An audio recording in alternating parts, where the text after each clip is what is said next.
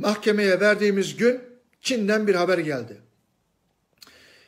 Çin Halk Cumhuriyeti 24. Halk Kurultayı'nda, yani bugün için 26 Aralık 2020 tarihinde bir toplantı gerçekleştirileceği ve bu Çin Halk Kurultayı'nda, 24. Kurultayı'nda Türkiye ile Çin arasında Cumhurbaşkanları düzeyinde bir protokol imzalanarak, bu protokolle Türkiye'deki bir kısım, sözde Çin'in tabiriyle kullanıyorum, bölücülerin, radikal İslami teröristlerin Türkiye tarafından Çin'e iade edileceği ile ilgili Çin Devlet Başkanı Xi Jinping'le Türkiye Cumhuriyeti Cumhurbaşkanı Sayın Recep Tayyip Erdoğan Cumhurbaşkanımızın bir protokole imza atacağını, bunun öncesinde iki ülkenin de parlamentosunda bu kanun tasarısının onaylanması gerektiği ile ilgili bir haberi okudum.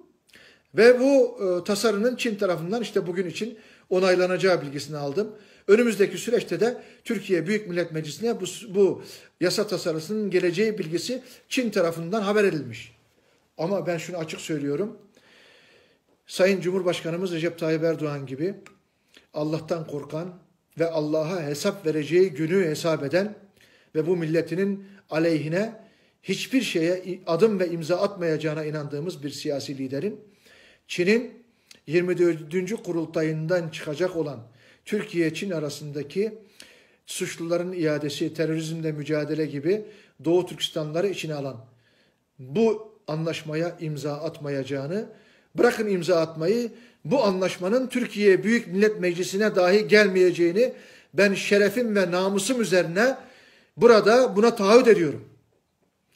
Ben devletime ve milletime, 80 milyon Türk halkına, Türkiye Cumhuriyeti Devleti'ne ve Sayın Cumhurbaşkanımıza güveniyorum. Eğer bunun aksi olursa, Allah korusun böyle bir şey olmaz, olursa Türkiye'deki on binlerce, yüz binlerce Doğu Türkistanlı biz Ankara'ya gideriz. Sayın Cumhurbaşkanımızın o Cumhurbaşkanlığı külliyesinde biz kendimizi yakarız.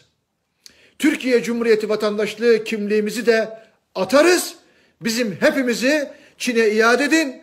Biz o iade edilen kardeşlerimizle birlikte şehit olmaya hazırız deriz ve her şeyden vazgeçeriz. Bu böyle biline. Türkiye Cumhuriyeti Devleti, Türk milletinin, Müslümanların ve bütün mazlumların yegane sığınağıdır.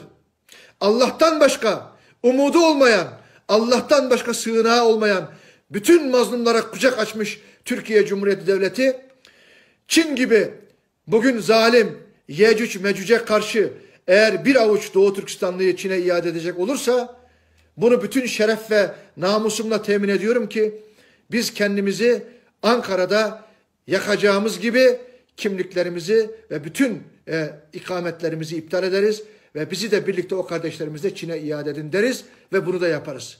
Bundan zerre kadar kimsenin şüphesi olmasın. Tıpkı benim Sayın Cumhurbaşkanımızın bu kararı meclisten geçirmeyeceğine ve bunu imzalamayacağına olan inancım gibi hiç kimse bundan şüphe etmesin ki Türkiye Cumhuriyeti Devleti böyle bir ihanete imza atmaz. Çünkü Sayın Cumhurbaşkanımızın her zaman mazlumun yanında yer alarak kullandığı şu cümle hala benim kulaklarımda.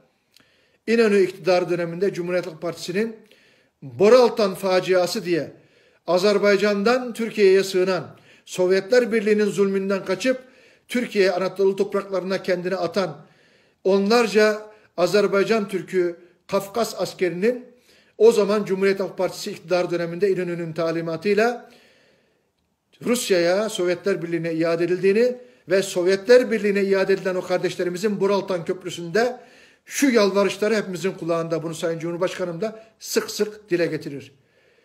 Bizi düşmana iade etmeyin. Bizi siz vurun, siz kurşuna dizin, bizi düşmana iade etmeyin diye okudukları o şiiri Sayın Cumhurbaşkanımız 80 milyona en az 80 defa okumuştur.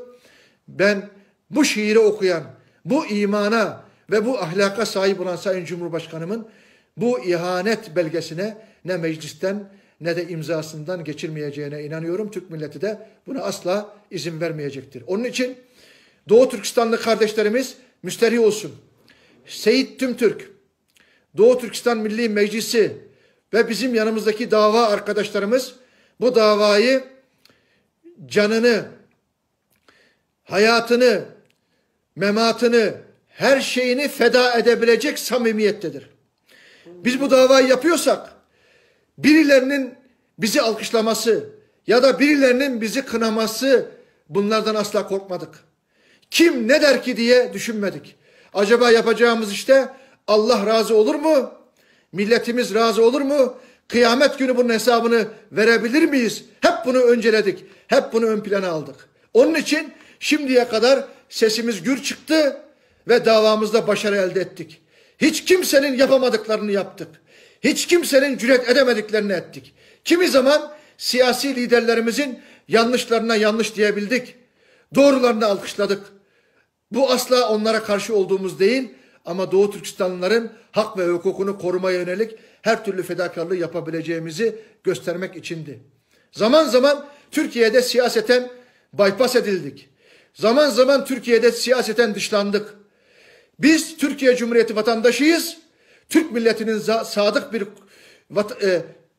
vatandaşı ve Türkiye Cumhuriyeti Devleti'nin bir ferdiyiz. Ama aynı zamanda da Doğu Türkistanlıyız, bir Uygur Türküyüz. Nasıl Türkiye Cumhuriyeti Devleti'nin menfaatini ve bekasını koruyorsak, Doğu Türkistanlı Uygur Türklerinin ve mazlum kardeşlerimizin hak ve hukukunu da aynı samimiyetle koruyarak geldik. O yüzden Cenab-ı Allah en güzel faaliyetleri, en güzel hizmetleri bizlere nasip etmekte. Bu yapılan faaliyetler, bakın dün Çağlayan'da Doğu Perinçek'i mahkemeye verdik. Bu bizim kabiliyetimiz, bu bizim irademiz, bunun çok ötesinde. Bu değil. Cenab-ı Allah bizi sevdiği için bu millete bizi sevdirdi ve bu güzel hizmetleri bize yaptırdığı için Cenab-ı Allah bu hizmetleri bizlere müyesser etti. Elhamdülillah. Biz inanıyoruz ki bir bayrak altında birleşirsek, hak ve adalet üstünde birleşirsek, milletimizin davasını kendi namus davamız gibi görürsek, bunu bir menfaat davası gibi gitmezsek, birilerinden korkup bu davayı suistimal etmezsek, hakkı üstün tutarsak, hak da bizi üstün tutar ve inşallah biz galebe çalarız ve Doğu Türkistan'ın bağımsızlığına imza atarız. Artık gün birlik günüdür. Artık gün makam, mensep, şöhret günü değildir. Her şeyimizden, bütün nefsimizden vazgeçerek bu davayı üstün tutalım. Hakkı üstün tutalım. Milletin menfaatini üstün tutalım. Milletin iradesi altında birleşelim. Milletimizin iradesine hürmet edelim. Saygı duyalım ve inşallah Allah bize yardım edecektir. Ben size bu güzel program için çok teşekkür ediyorum.